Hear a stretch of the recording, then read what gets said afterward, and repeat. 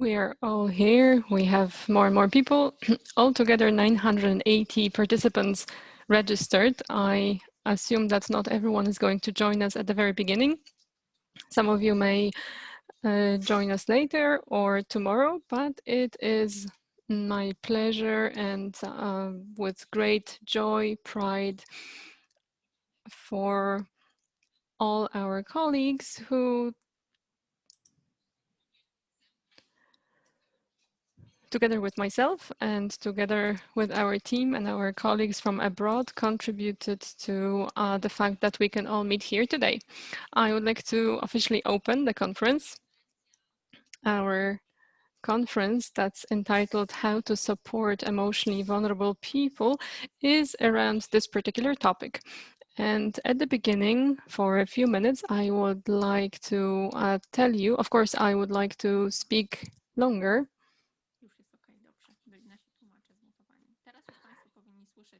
Now you should hear the English interpretation. But in DBT, we've been supporting emotionally vulnerable people and their families for the last 4 years. And emotional sensitivity or vulnerability is related to emotional regulation. And it is something that's close to all our hearts, because I think all of us experience it sometimes, and emotional vulnerability is a very broad topic. And we go a step further and deal with extreme difficulties with some issues related to borderline or emotional dysregulation, because borderline personality disorder is a prototype of emotional dysregulation, but emotional dysregulation and sensitivity can happen to all of us in different moments of our lives. But severe forms of emotional dysregulation and borderline personality disorder are such difficulties that make one's life full of suffering, and those people are often misunderstood by people around them. Marsha Linehan wrote in one of her books, "We study what pain is," and most likely this is what it's like. But besides studying this, we want to act, we want to help others, thinking that compassion is not enough, that we also need to act. In DBT,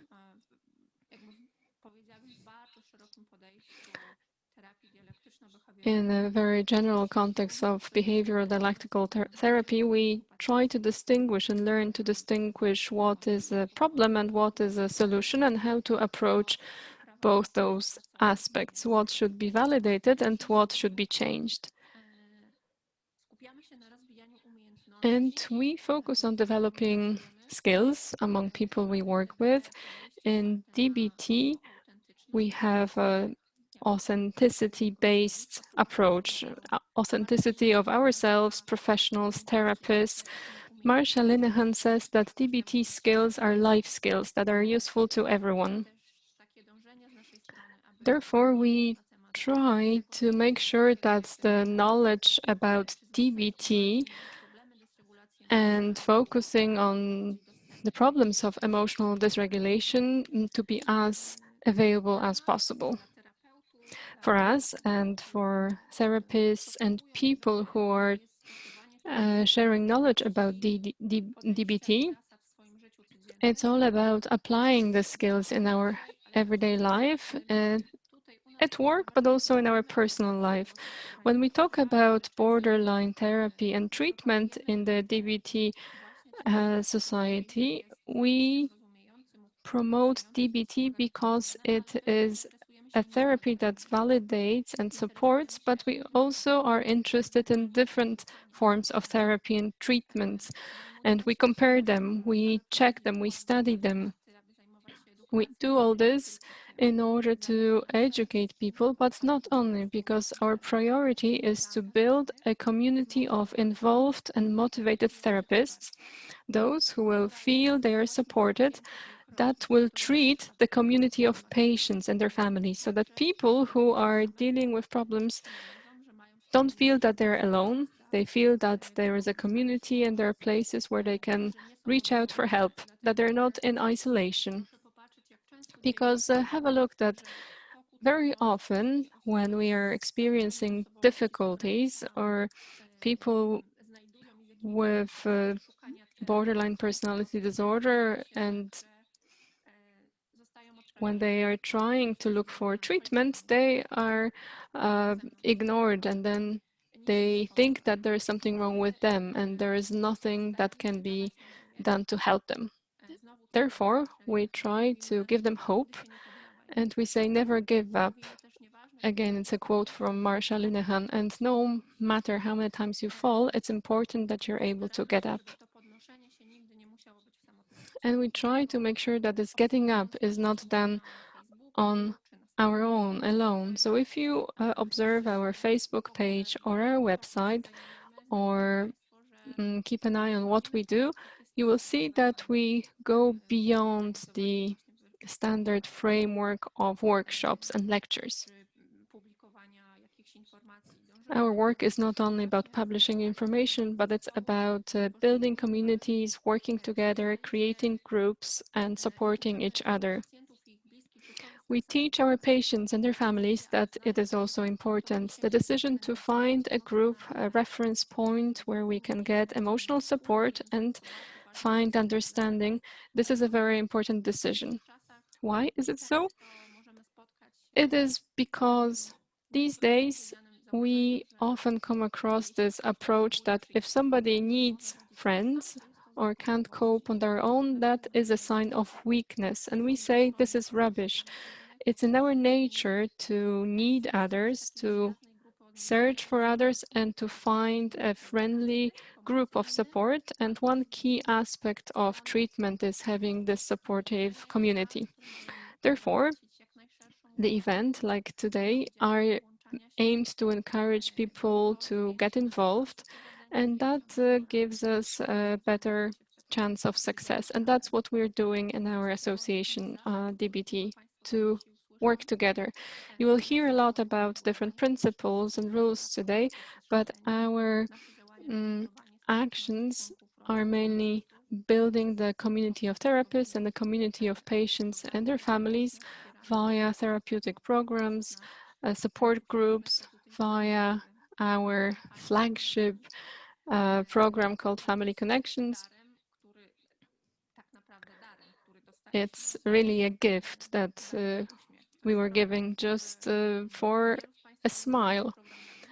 A lot of you know the program because Family Connection is meant for family members of people with DBT and with BPD, and this program is organized all across Poland, online and face-to-face, and it's aimed to develop skills and be able to provide support for people with emotional dysregulation and to find support for yourself as a family member of a borderline patient.